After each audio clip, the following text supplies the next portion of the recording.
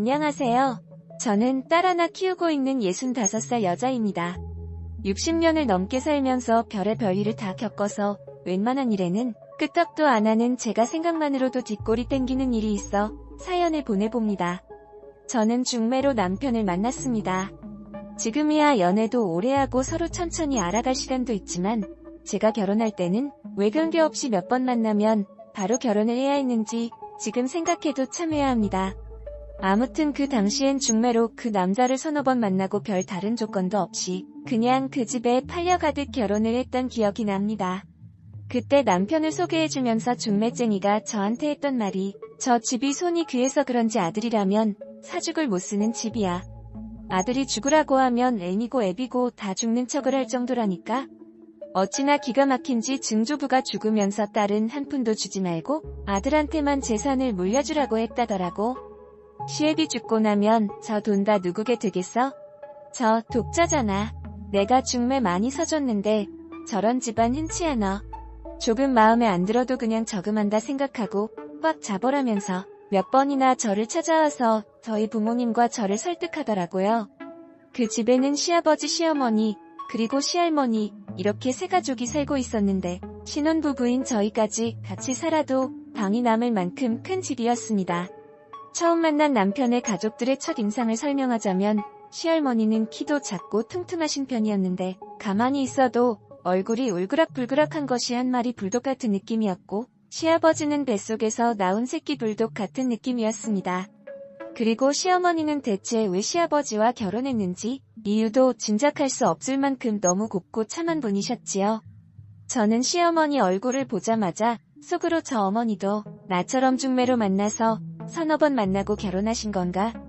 라는 생각이 들 정도로 고우셨으니까요. 역시나 제 예상대로 시어머니는 참 점잖으시고 좋은 분이셨습니다. 순영아, 그냥 엄마라고 생각하고 편하게 대해놔도 이 집에 시집 온 지 20년이 넘었지만 갑자기 가족이 된다는 게 쉬운 게 아닌 거 누구보다 잘 안다. 어렵거나 힘든 일 있으면 언제든 엄마한테 편하게 얘기해 알겠지? 라면서 제 편이 되어주시겠다고 약속하셨습니다. 그렇게 남편과 번개불에 콩 구워 먹듯 결혼을 했는데 따로 집을 구해주겠다던 말과는 다르게 시아버지께선 우리 집에 시집을 왔으니 너도 이제 우리 식구다. 당분간은 적응도 할 어른들이랑 같이 얼굴도 보면서 지내는 게 좋겠지. 자주 봐야 서로 편해지고 좋지. 라면서 작은 방을 저희 부부에게 내어주셨습니다. 사실 말이 좋아 같이 사는 거지 그냥 시아버지 병수 받으라는 얘기였습니다. 시아버지께선 당뇨 합병증이 있으셨는데 기름진 음식이나 짜고 맵고 단 음식은 먹으면 안 된다면서 건강을 엄청 챙기시더라고요. 텃밭에서 직접 기른 채소들만 먹고 고기 같은 일체 입에도 안 대셨습니다. 제가 결혼하기 전까진 어머님께서 텃밭을 관리하셨었는데 이게 말이 텃밭이지 규모도 크고 농작물도 많아서 관리를 하는 게 보통 일이 아니더라고요. 어휴, 어머니 이걸 저 오기 전까지 혼자 다 하셨어요? 왜 아버님 드실 이렇게 어머님이 고생을 해서 농사를 지으세요? 그냥 사서 드시지. 라고 투정 아닌 투정을 부리면 누가 먹는 게 뭐가 중요하겠어. 나도 하다 보니까 이제 몸에 익어서 그런지 힘든지도 모르겠다. 집에서 불편하게 앉아있는 것보다 그냥 밖에서 이렇게 혼자 나와서 고추도 따고 깻잎도 따고 이렇게 움직이는 게 마음이 편해. 라고 말씀하시더라고요. 처음엔 그 말을 이해하지 못했습니다. 그런데 결혼하고 1년 정도를 그 집에 살아보니 어머님이 왜 밖에 있는 게 편하다고 말씀하시는지 알겠더라고요. 아버님이 소파에 앉아서 아이고 목마르다 라고 얘기를 하면 할머니께선 어머니를 쳐다보면서 아, 너 뭐하니? 남편이 목마르다는데 가서 물 안 떠오고? 라면서 어머니를 주방으로 보내셨습니다. 저 모습을 보고 방으로 들어와서 남편에게 여보 할머니 좀 너무하시는 게 아니야. 물 정도는 아버님이 떠다 마실 수 있는데 너무 오냐오냐 하신다. 라고 뒷얘기를 하면 혹시나 할머니 앞에서는 그런 말 하지마. 우리 집이 안 그래도 아들이 귀한 집인데 아빠는 장남에다가 독자라고 손에 물 한 방울 안 묻히고 키웠다고 하더라고. 저런 거 보면 아빠도 참 대단해. 나 같으면 눈치 보여서 가만히 못 있을 땐 엄마가 착하니까 망정이지 우리 아빠지만 내가 봐도 참 귀하게 자란 티가 난다니까. 라고 얘기를 하더라고요. 그 얘기를 들으면서 속으로는 저렇게 게을러 터졌으니까 뒤룩뒤룩 살이 쪄서 병에 걸리지. 나 같으면 나가서 운동이라도 하겠다. 움직이지도 않으면서 풀떼기만 먹는 게 무슨 소용이야. 라는 생각을 자연스럽게 하게 되더라고요.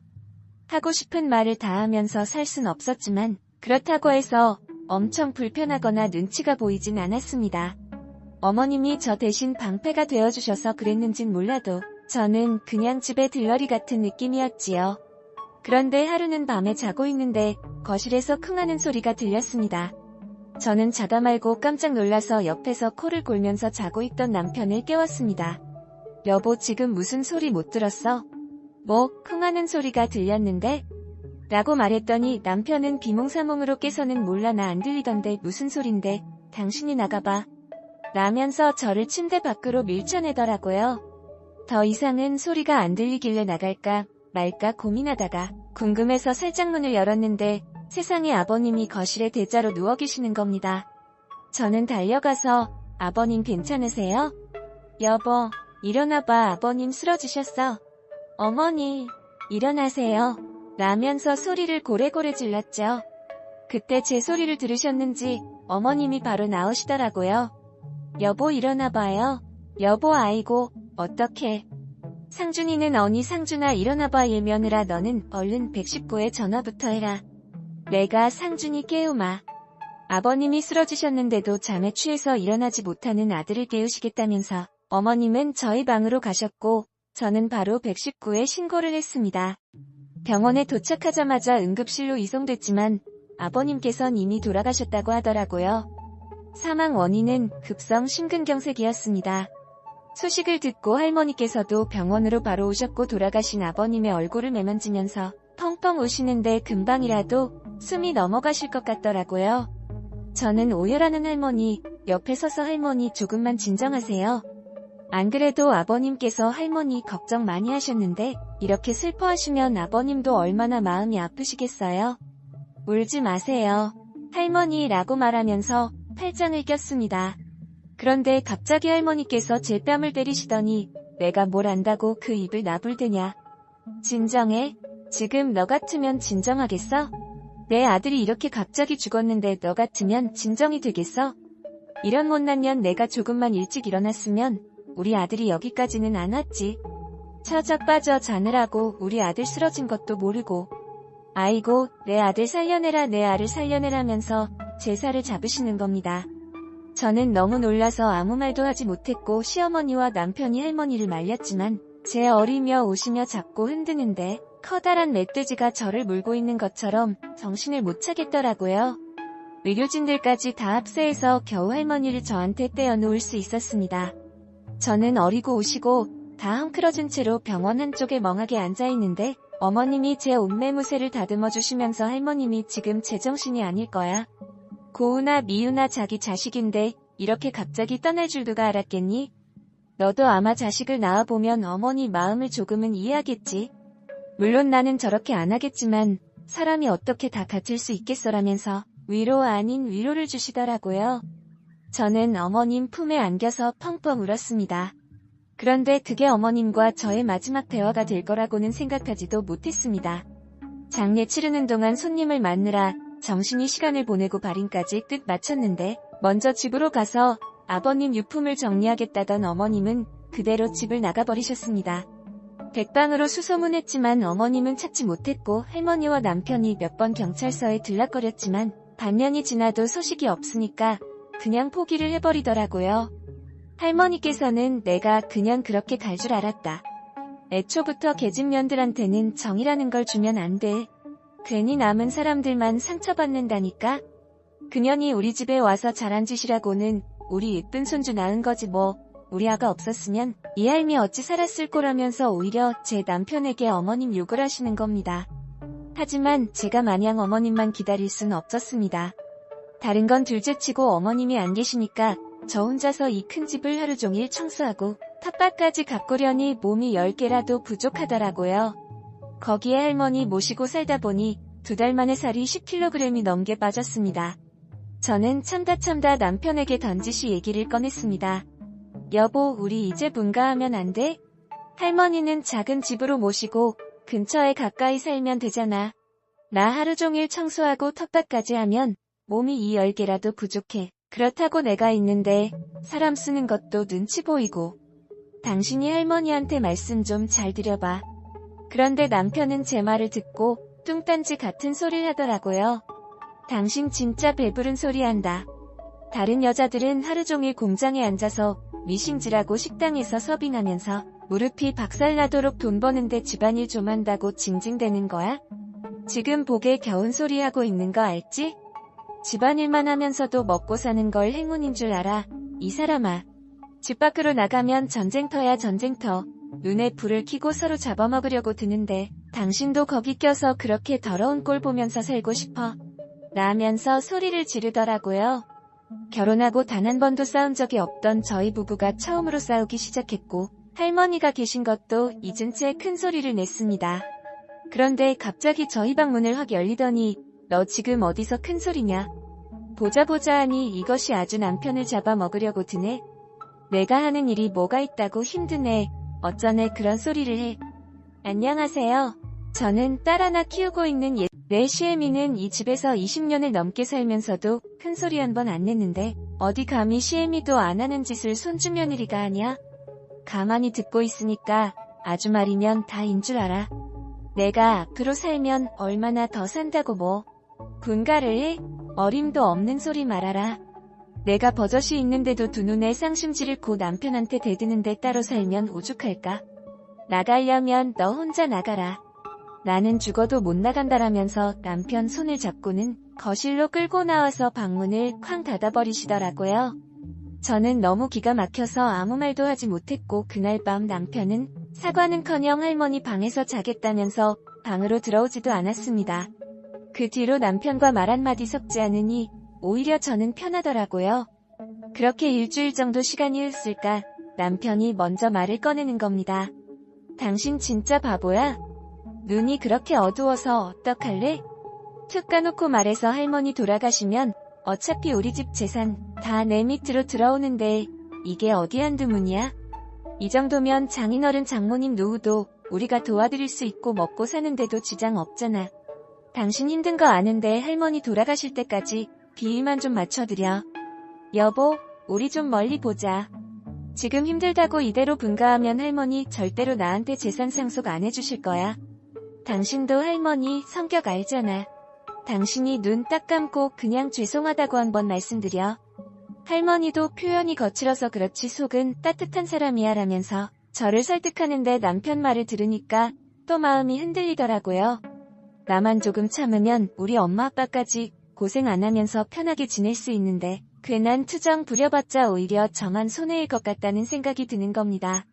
저는 거실에 계신 할머니 죄송해요. 할머님 제가 생각이 짧았어요. 돌봐주시는 것도 감사한데 조금 힘들다고 제가 괜한 투정 부렸네요. 제가 더 잘할게요. 라면서 고개를 숙였습니다. 그런데 할머니께서는 이게 지금 사과하는 사람의 태도냐? 잘못을 했으면 무릎을 꿇어야지. 더는 나보다 학교도 오래 다녔으면서 어째 어리는 나보다 멍청해? 정말 잘못했다는 생각이 들면 무릎 꿇어라고 하시더라고요. 솔직히 자존심이 상했지만 일이 커지는 걸 원치 않아서 저는 무릎을 꿇었고 할머니께선 앞으로 이 집에서 큰 소리를 내거나 애기한테 뭐라고 하는 소리만 들려봐. 그땐 나도 안 참는다. 라면서 방으로 들어가 버리셨습니다. 그렇게 사건이 일단락되나 싶었는데 생각지도 못한 일이 일어났습니다. 텃밭에서 하루 종일 쪼그려 앉아서 일을 하고 집으로 돌아왔는데 집안이 조용하더라고요. 달을 나갔나 싶어서 콧노래를 부르면서 샤워를 하려고 화장실 문을 열었는데 저는 너무 놀라서 뒤로 자빠져 버렸습니다. 욕조 안에는 남편이 몸을 담그고 있고 할머니는 홀딱 벗은 남편 등을 밀어주고 있는 겁니다. 저는 깜짝 놀라서요. 여보 지금 뭐 하는 거야? 당신이 왜 거기서 그러고 있어? 당장 옷 안 입어. 라면서 소리를 질렀습니다. 그런데 할머니가 화장실 밖으로 나오시더니 떼타올로 제 머리를 치면서 더 내가 뭐라고 했냐? 애기한테 큰 소리 내지 말라고 분명히 말했을 텐데 이것이 나를 앞에 두고 또 큰 소리를 내? 라면서 또 손찌검을 하려는 겁니다. 저는 할머니를 밀치고 남편에게 가서 당신 당장 옷 입고 안 나와. 지금 이게 뭐 하는 거야? 당신이 애야? 혼자 목욕도 못해? 손이 안 닿으면 나한테 밀어달라고 하던가. 할머니가 당신을 씻겨주는 게 말이나 돼. 당장 옷 입고 나와.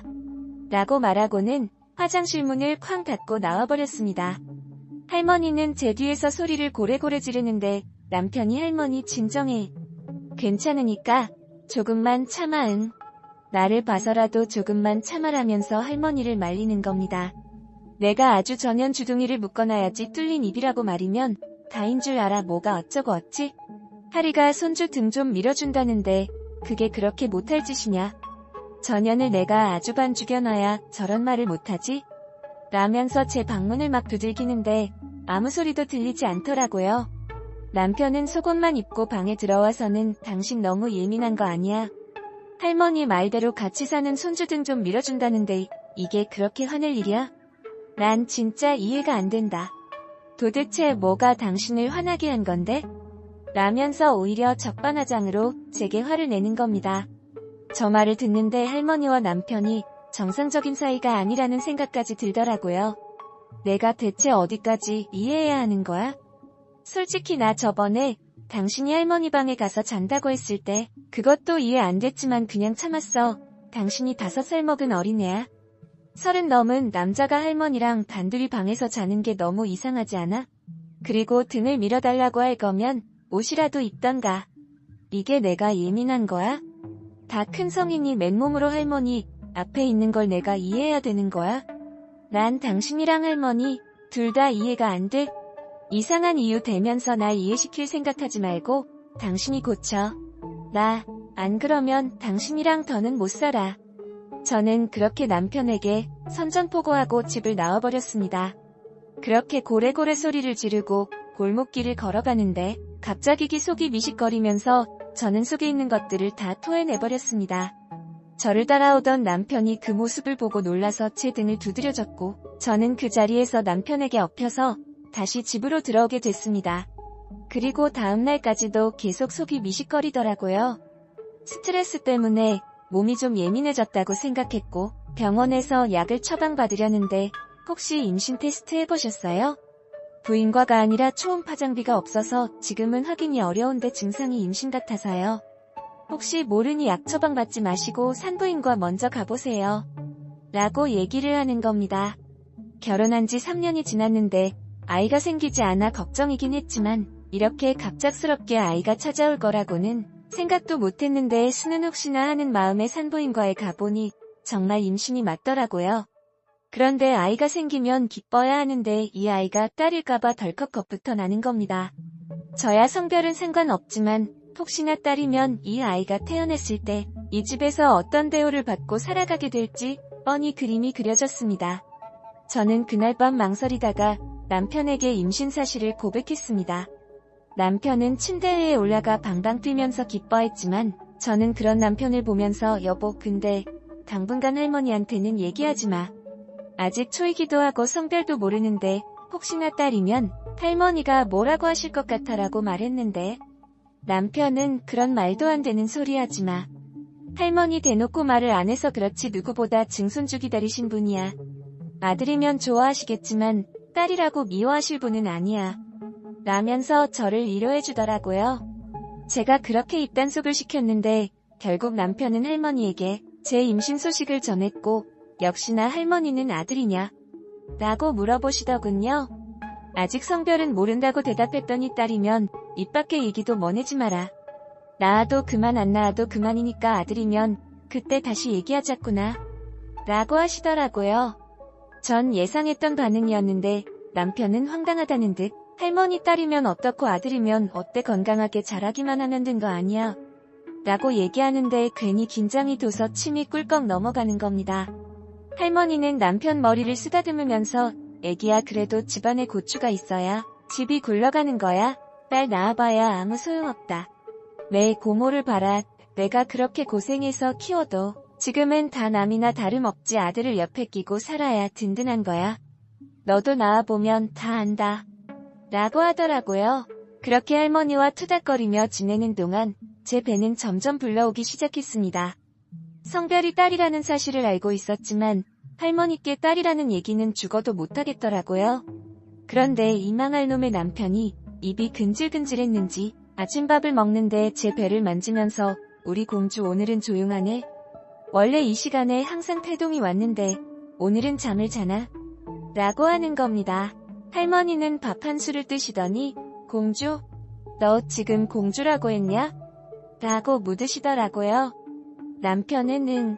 할머니 딸이야. 할머니가 싫다고 할까봐 말 못했는데 딸이래. 근데 나는 딸이던 아들이던 상관없어. 이쁘게 잘 키우면 되는 게 아니야. 그리고 하나 낳고 안 낳을 것도 아니고 둘째 생각하고 있으니까 너무 딸이라고 미워하지 마. 라고 하는 겁니다. 그런데 할머니 표정이 울그락불그락해지더니 저를 보면서 내가 입을 꼭 다문 이유가 있었구나. 어쩐지 배가 볼록하지 않은 것이 이상하다 했다.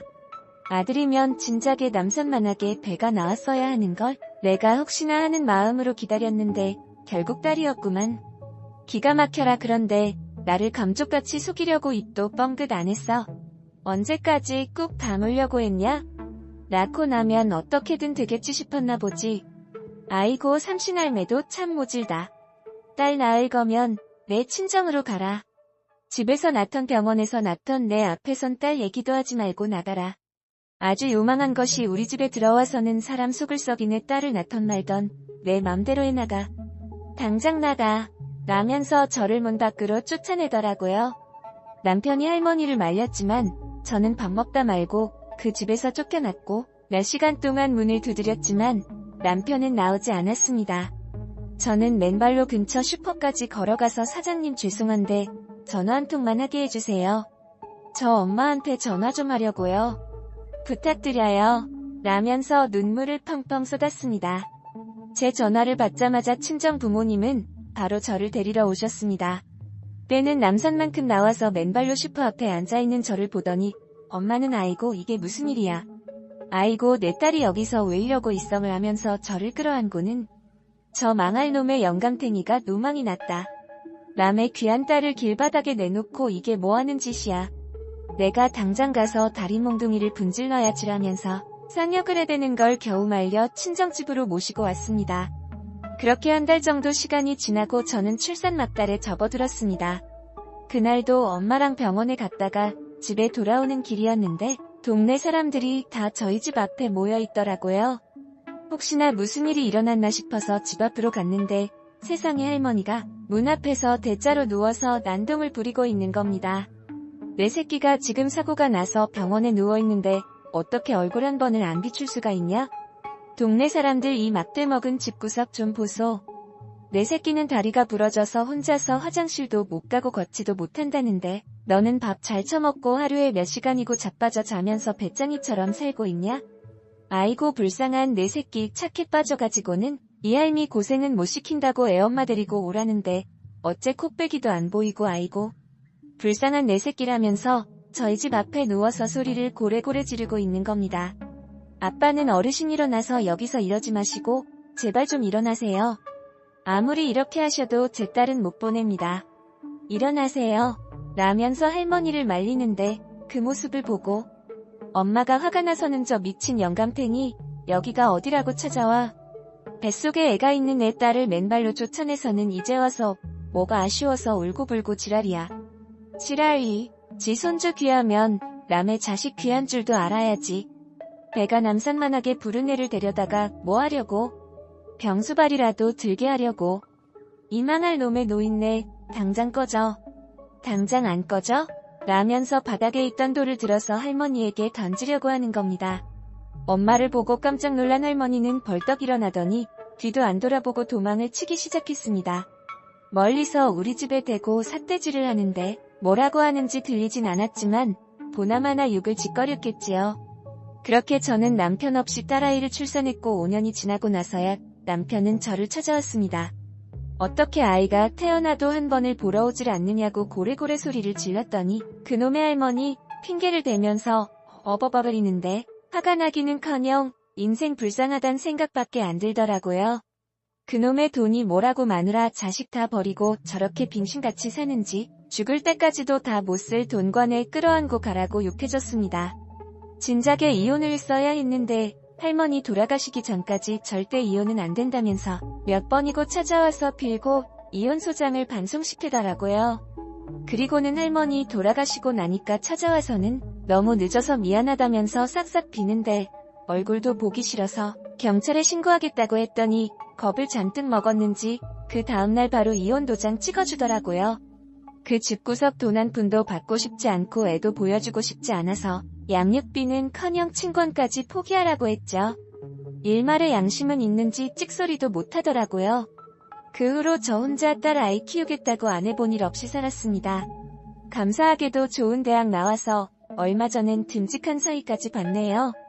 제가 그 집에서 이 악물고 버텼다면 지금쯤 사모님 소리 들었겠지만 수억 재산 포기하고 그놈의 집구석 돌아가지 않은 걸 절대 후회하지 않습니다. 내가 행복해야 내 딸도 행복할 수 있었을 테니까요. 세상에 돈이 전부가 아닙니다. 돈 많아도 행복하지 않은 인생은 아무런 의미가 없다는 걸 몸소 체험하고 나니 돈 많은 사람도 부럽지가 않습니다. 저마다 추구하는 행복이 다르겠지만 제 기준에는 그저 건강하고 행복하게 사는 게 제일이라고 생각합니다. 내 시애미는 이 집에서 20년을 넘게 살면서도